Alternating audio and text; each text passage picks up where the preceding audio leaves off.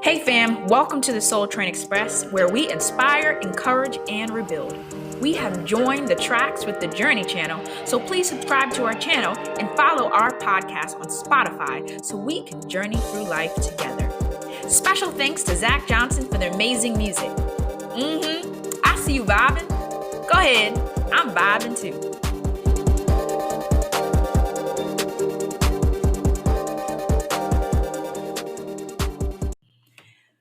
Before we start, here's a quick message. If you haven't heard about Anchor, it's the easiest way to make a podcast. Let me explain. Number 1, it's free. What? Yes, it is. Number 2, there's creation tools that allow you to record and edit your podcast right from your phone or computer. Number 3, Anchor will distribute your podcast for you. It can be heard on Spotify, Apple Podcasts, and many more. And lastly, you can make money from your podcast. What? Yes, you can.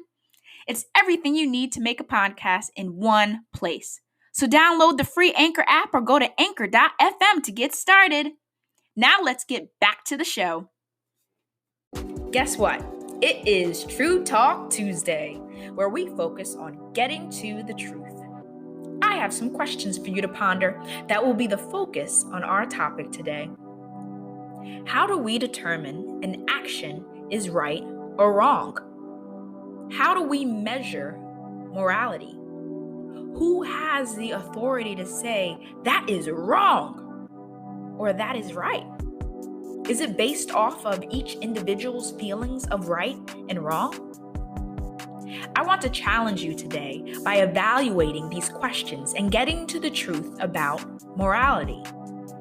Let's focus on one of the defenses of measuring morality, which is called cultural relativism, which means culture determines our actions of right or wrong. So think about it right now.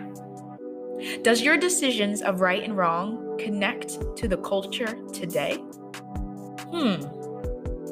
If so, and if you believe that culture determines your moral standards, it means that it will be the result of group history and common experience, that culture experiences will change throughout time. Therefore, the customs of your right and wrong will change to reflect the new experiences.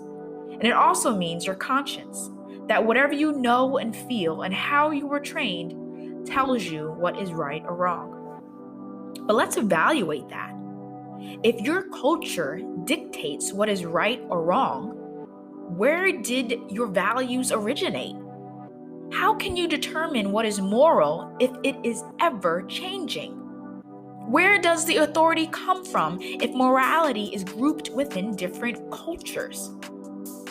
And why did more of the heroes and heroines courageously went against culture and justify their actions by appealing to higher standard? Were they morally wrong? What about what is right in one culture may be wrong or abnormal in another, since different forms of morality has been developed in different geographical locations due to the different cultural experiences? Listen, y'all, in my perspective, it seems that we have allowed our culture to dictate our morality, which has no solid foundation and seems very contradicting. And remember, truth does not contradict. So back to the question, what makes an act right or wrong? The answer is the revealed will of God found in the Bible. Let me give you 4 proven points that show that God is the author of right and wrong. Number 1, God's morality is based on his nature. He is separate from everything that exists, free from imperfections, limitations, and no moral rule exists outside of him.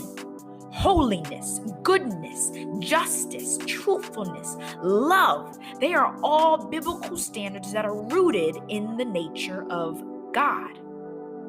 Number 2, human beings are uniquely moral. God intentionally created us in the image of God.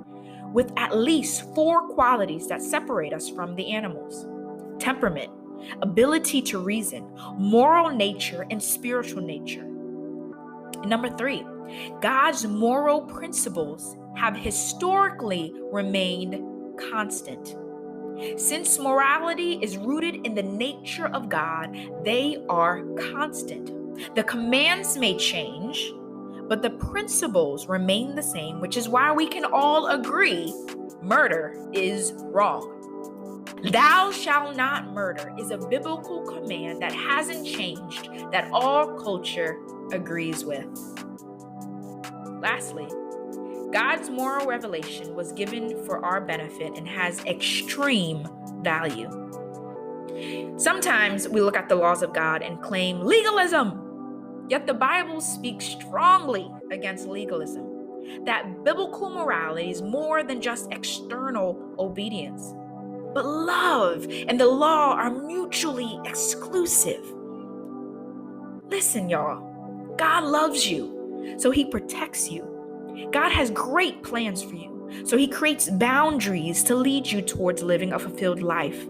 God knows you, so he sent his son to die on the cross, who took on the consequences of your disobedience, which provides you the opportunity to choose right over wrong, to choose Christ. This now proves there is an authority over morality, that it originated somewhere, that morality is consistent no matter the changes within culture. That being said, morality gives us a powerful clue to the existence of God and his perfect moral nature. Therefore, we cannot make sense of right and wrong without God. I hope that brought you some truth. Let me leave you with a train of thought. There is no greater discovery than seeing God as the author of your destiny. Ravi Zacharias. I love you all to life.